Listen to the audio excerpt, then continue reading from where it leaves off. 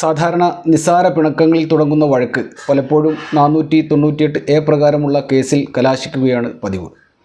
ഭാരതീയ ന്യായ സംഹിത നിലവിൽ വന്നതിനാൽ അതിലെ 85, 86 വകുപ്പുകളാണ് ഇത്തരം കേസുകളിൽ ഇനി ചാർജ് ചെയ്യുക.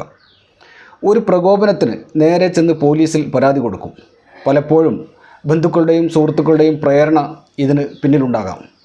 ഭാര്യയും ഭർത്താവും തമ്മിലുള്ള പിണക്കം മിക്കവാറും സന്ധ്യയോടെ തീരുമെന്നാണ് പറയാറുള്ളത്.